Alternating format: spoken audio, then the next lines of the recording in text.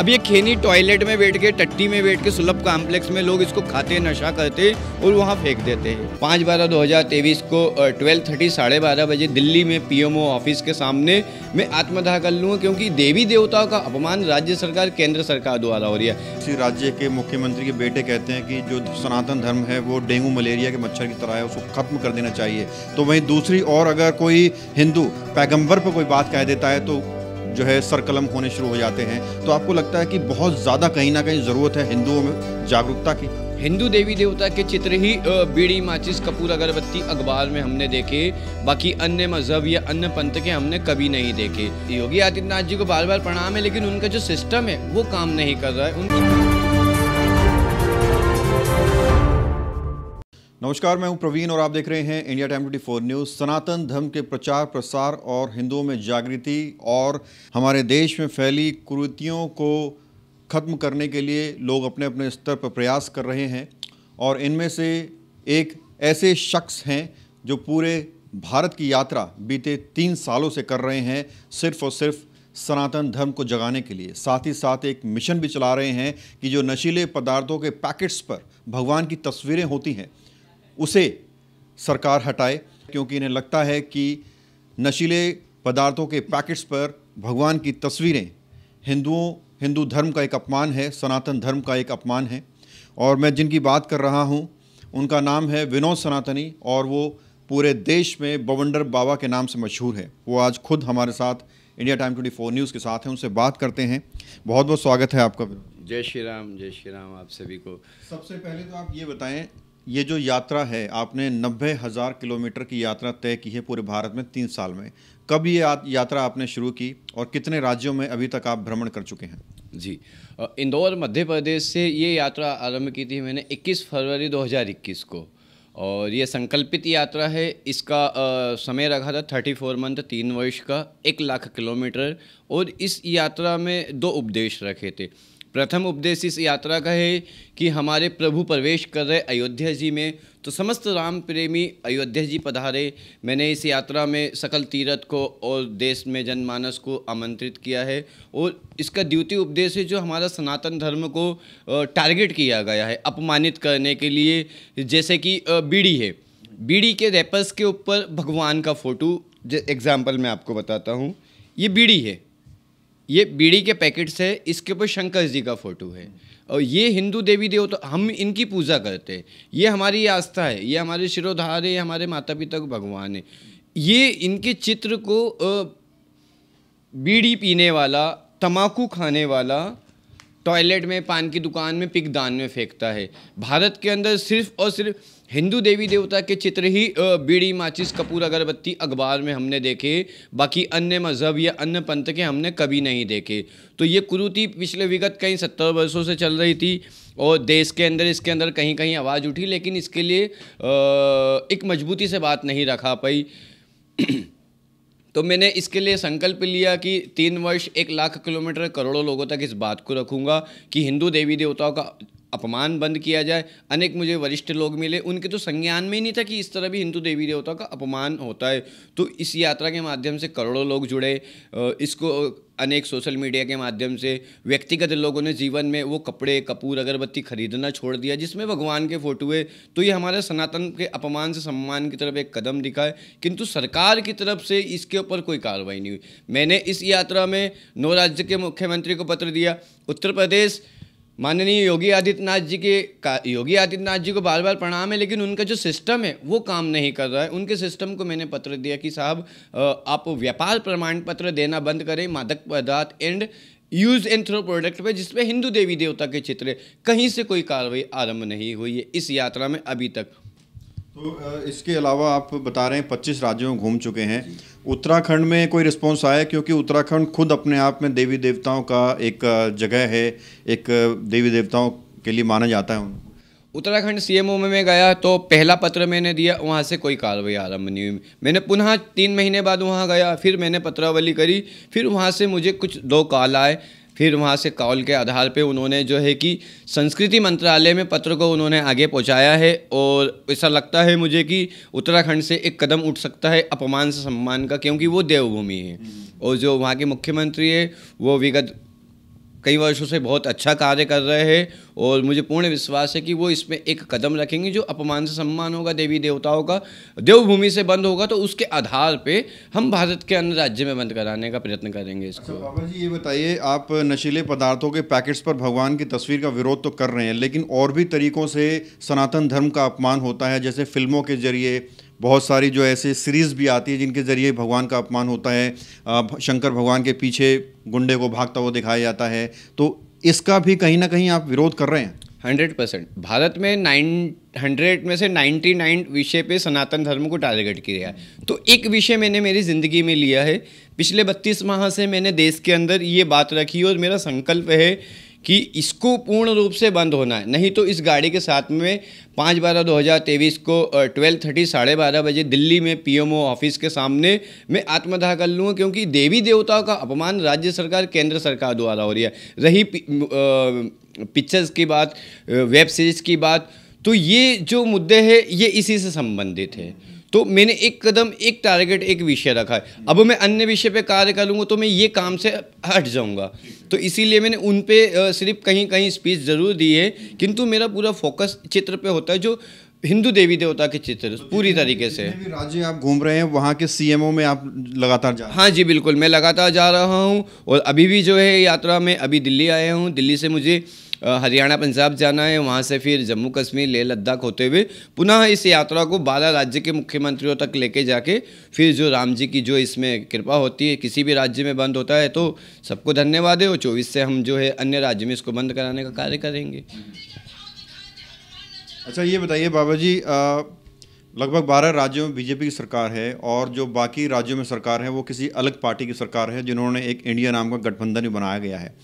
जो बीजेपी, अगर बात करें बीजेपी के जो राज्य हैं, बीजेपी की जहां सरकारें हैं, वहां का रिस्पांस आपको कैसा लग रहा है? जैसे उत्तराखंड का आपने जवाब दिया, इसके अलावा आप और भी बीजेपी के राज्यों में घूमे होंगे, तो ये मुद्दा आप सनातन धर्म की सेफ्टी के लिए उठा रहे हैं, तो वहाँ कैसा रिस्पॉन्स आता है? जनमानस का इसमें पूर्ण समर्थन मिला है, लेकिन जो शासन के लोग हैं उनकी तरफ से मुझे कोई समर्थन नहीं मिला है।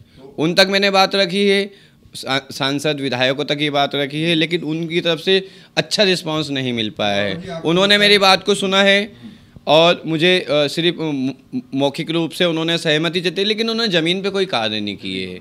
अच्छा बाबा जी, आपको लगता है कि जो धर्म की बातें की जाती हैं, हिंदुओं की बातें की जाती हैं, उनके आरक्षण की बात की जाती है, ये सिर्फ चुनाव प्रचार के लिए सीमित रहती हैं, लेकिन धरातल पर कोई काम नहीं चल रहा है, ऐसा लगता है आपको? धरातल पे जो इन्होंने काम किया है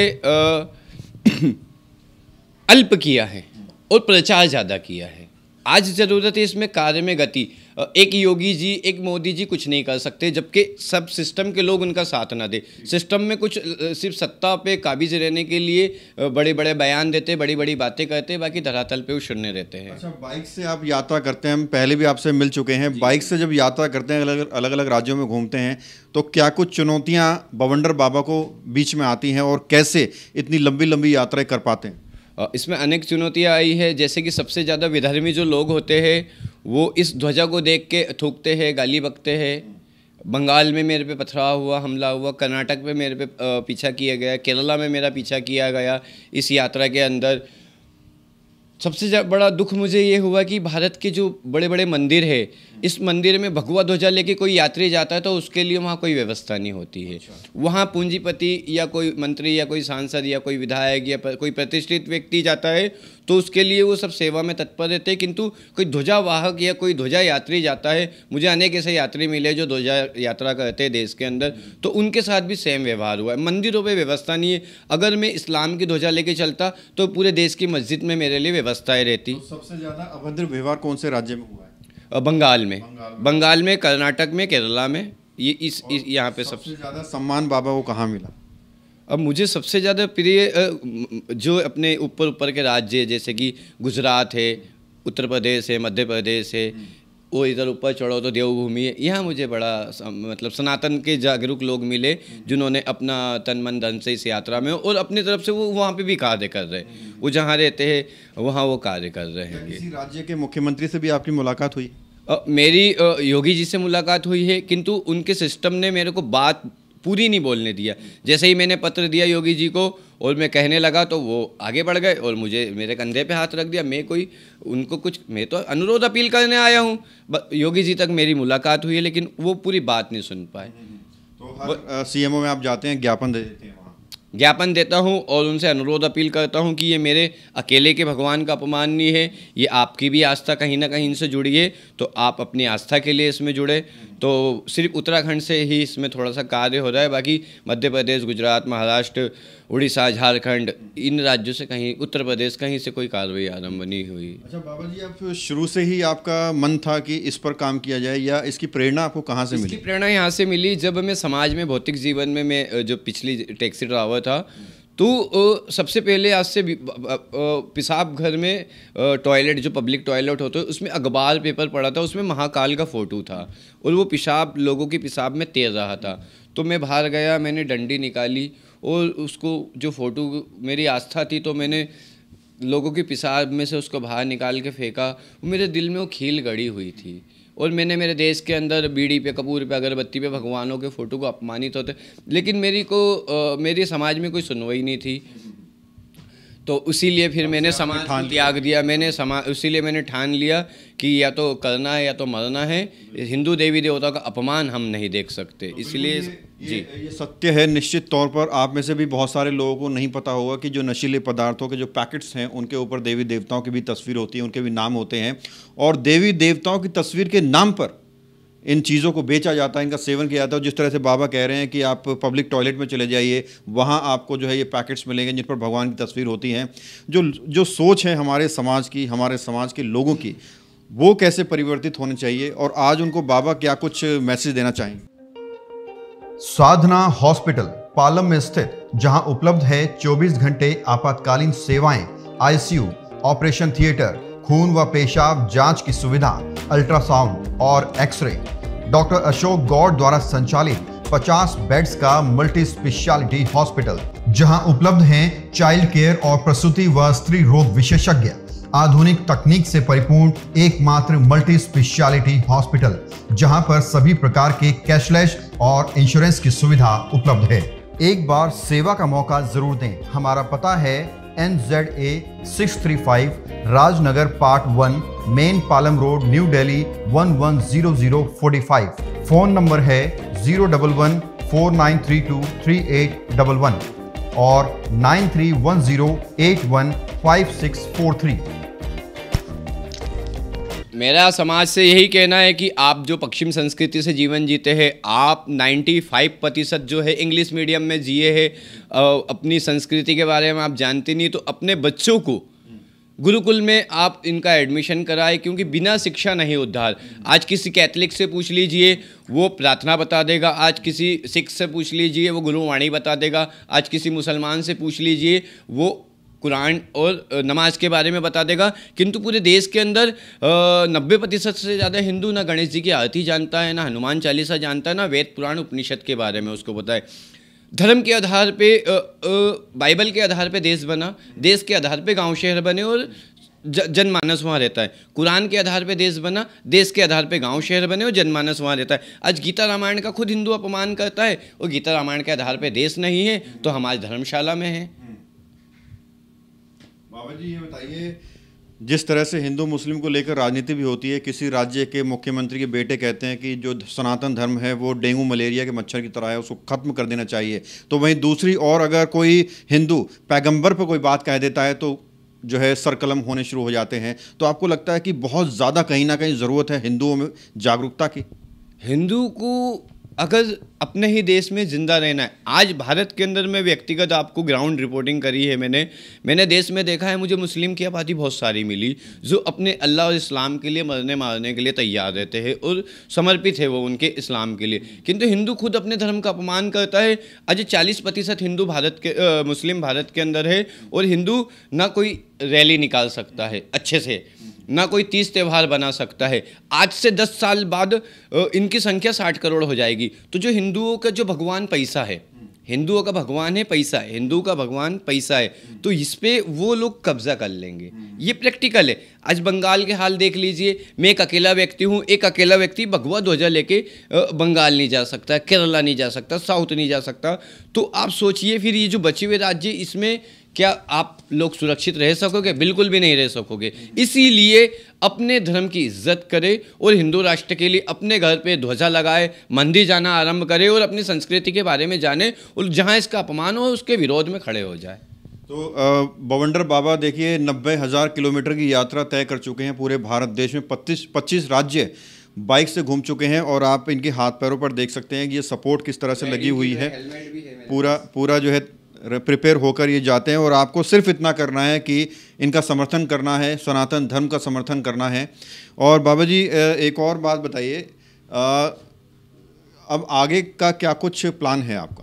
अब मेरा ये प्लान है कि ये जो हो जाता है राम जी की और आपके चैनल के माध्यम से सिस्टम तक, सरकार तक ये बात पहुँचे और वो इस पे कार्रवाई आरंभ करे। 2024 से जो भारत के मंदिर है उसका जो पैसा सरकार लेती है उस पर रोक लगा के वो पैसे वहीं सरकार वो मंदिर के पैसे लगा के गुरुकुल खोले जाए गाँव और शहर में, पूरे देश के अंदर। मैक्सिमम 1 लाख गुरुकुल 2024 से आरंभ किए जाए। तो गुरुकुल के माध्यम से जो है हमारा शिक्षा जब ग्रहण करेंगे, तो आज हम प्रश्न हैं, क्योंकि आज हमें संस्कृति के बारे में पता नहीं है। आज हम मोबाइल से, टीवी से देख के हमारे धर्म के बारे में बात करते। जब हम पढ़ लेंगे, हमारे बच्चे पढ़ लेंगे, तो हम जवाब हो जाएंगे, हमारी पूरी जानकारी हो जाएगी। जिस प्रकार एक मुस्लिम के बच्चे, बुजुर्ग जवान को कुरान की जानकारी है, सिख को गुरु ग्रंथ की जानकारी है, कैथलिक को बाइबल की जानकारी है, उसी तरह हमको गीता रामायण की जानकारी हो जाएगी। तो दुनिया में हमको कोई बेवकूफ़ नहीं बना पाएगा। बाबा जी, ये पूरा इंटरव्यू देखकर अगर आपको कोई समर्थन देना चाहता है या आपके साथ जुड़ना चाहता है इस मुहिम में, तो वो आपसे कैसे जुड़ सकता है? एक तो सोशल मीडिया का प्लेटफॉर्म है, बवंडर बाबा के नाम से हमारी आईडी है। मोबाइल नंबर है हमारा 9755640508। और सबसे ज़्यादा महत्वपूर्ण बात है, जनमानस से मेरा हाथ जोड़ के अनुरोध है, आप वो कपूर, अगरबत्ती, टी शर्ट, होर्डिंग, अब समाज में शादी होती है, आप शादी की पत्रिका पे गणेश जी छपवाते हैं और फिर आप ही कुछ समय बाद उसको पीपल के नीचे, नदी में या रद्दी वाले को देते। आप सुंदर सुंदर कार्ड बनवाएं, लेकिन भगवान के चित्र आप लोग ना छपें, क्योंकि हमारे द्वारा जाने अनजाने देवी देवताओं का अपमान होता है। कमज़ोर की कहीं इज्जत नहीं होती है, वो शक्तिशाली पूजाता है। ये अपमानित है, कमज़ोर है, तो हम इनका सम्मान कर देंगे तो कोई इनको अपमान नहीं कर पाएगा। तो आपसे यही मेरा अनुरोध, अपील है कि वो कपड़े ना खरीदे, वो कपूर, अगरबत्ती, टी शर्ट, होर्डिंग, शादी की पत्रिका, एक तरफ से आप सफाई आरंभ करें, फिर अन्य सफाई ऑटोमेटिक आपको दिखेगी इसके अंदर। तो यही विषय मेरा। आज आप दिल्ली पहुंचे हैं, यहाँ आपकी मुलाकात जन सेवा समर्पण ट्रस्ट के फाउंडर योगी योगेंद्र से भी हुई है, तो उनका व्यवहार आपको कैसा लगता है, जिस तरह से वो समाज में काम कर रहे हैं जन कल्याण के? हमारे जो योगी जी है, योगेंद्र जी है, इनसे मैं अयोध्या जी में भी मेरे दर्शन मेला हुआ था। जैसे कि राम जी और भरत जी होते हैं ना, तो मैं भरत जी हूँ और वो मेरा राम जी है। उनका व्यवहार मुझे राम जी जैसा लगा जब से मैं जुड़ा हूँ, जब से आज तक के। अब इससे ज़्यादा क्या मैं आपको बताने वाला। ये थे हमारे साथ बाबा बवंडर। अगर आप इनके बारे में ज़्यादा समझना चाहते हैं, इनको जानना चाहते हैं, तो सोशल मीडिया पर इनको आप देख सकते हैं, और साफ तौर पर ये कह रहे हैं कि अगर अब हिंदू नहीं जागे तो समझ लीजिए आने वाले समय ऐसा होगा कि देश पर किसी विशेष धर्म का कब्जा होगा। तो हिंदुओं को जागना बहुत ज़रूरी है, और इसके लिए हम सबको सामूहिक रूप से मिलकर प्रयास करना होगा। Camera journalist Prashant Sah, Praveen, India time 24 news. खबरों से खबरदार रहने के लिए चैनल को सब्सक्राइब करें और प्रेस करें बेल आइकन।